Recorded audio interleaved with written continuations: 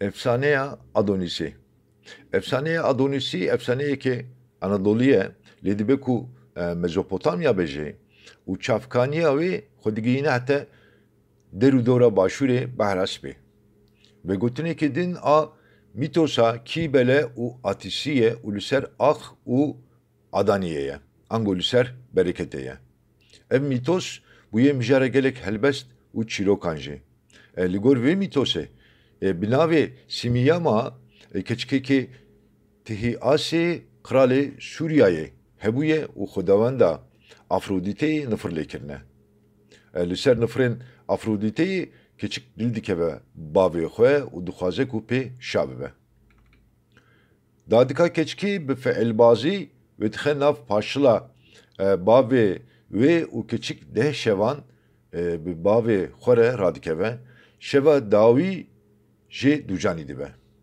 Şeva dawî bavê keçikê bi keça xwe dihese û bi şûr êrîş dibe ser û dixwaze ku wê bikuje.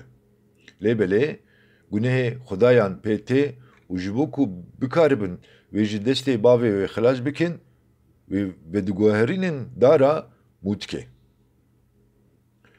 Di ser de deh meh derbas dibin, kalkê darê diqelişe û ji gewdeya darê pitikek an jî em bibêjin bebikek spehî derdikeve.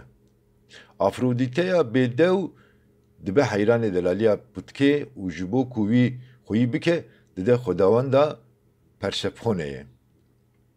Persephone jî gelekî jî bebikî hez dike û naxwaze ku carekî din wî bide Afrodîteyê.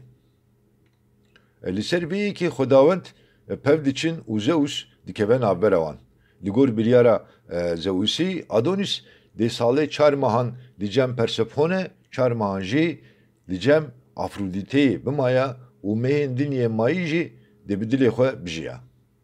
Lêbelê Adonis salê heşt mehan di cem Afrodîteyê maye û ev yek jî bûye sebebê hesûdiya hinek xwedayên din. Piştî ku xweda Adonis diheze din, berê barazekî kuvî didin ser û Adonis giran birîndar dibe. Xwîn zaf jê diçe û ji ber birîna xwe a xidar dimire. Ji xwîna wî a ku dinûkute ser axê kulîlkên bi navê Anemon dibişkivin.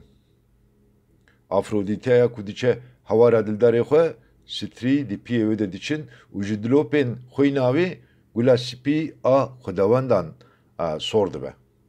Adonis di demsala zivistanê de dibin ardê de dijiya û dema biharê derdiket ser rûyê ardê. Adonis wekî sembolê heyînên rivekî an jî em bibêjin nebatî dirextî hatiye dîtin.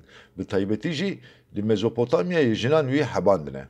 Salê carekê cejna biharê pîroz dikirin, di încan û guldankan de kulîlkan datanîn û bi ava germ wan av didan. Kulîlkên ku bi ava germ dihatin avdan gelekî zû mezin dibûn, lêbelê wiha jî zû diçilmisiyan. Dibêjin li Mezopotamyayê navê baxçeyên Adonis li wan kulîlkan kirine.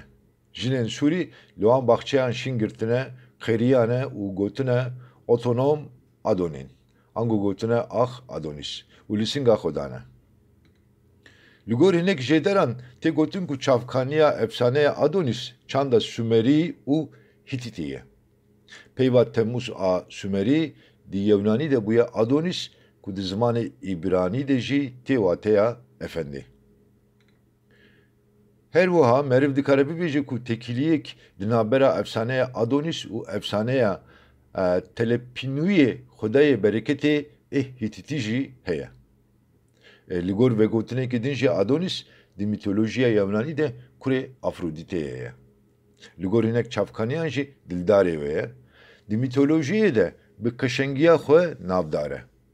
Derheqê wî de gelek mîtos hene. Yewnanî wî wekî sembola bihara bi kulîlk dipejirînin. Li gor rîvayetekê Adonis di dema nêçîra barazên kuvî de miriye. Afrodît bi mirina wî gelekî xemgîn dibe û ji Zeus daxwaza dîtina wî dike. Zeus jî ji bo beşekê salê izna derketina wî a ser rûyê axê dide. Dema ku Adonis ji bin axê dertê ser rûyê ardê wê demê rojên xweş û geş dest pê dikin, kulîlk dipişkivin û bihar dest pê dike. Jiyana wî jî wekî a kulîlkan sînordar e. Lewra Adonis dema digihêje emrê xwe ê herî ciwan û bextewar wê demê dimre. Li ser mirina wî Afrodît û Perî şîna wî digirin û hêsîran dibarînin. Ji ber vê çendê jî piştî rojên biharê yên xweş û geş, rojên bi baran û ewrdar dest pê dikin û payîz tê.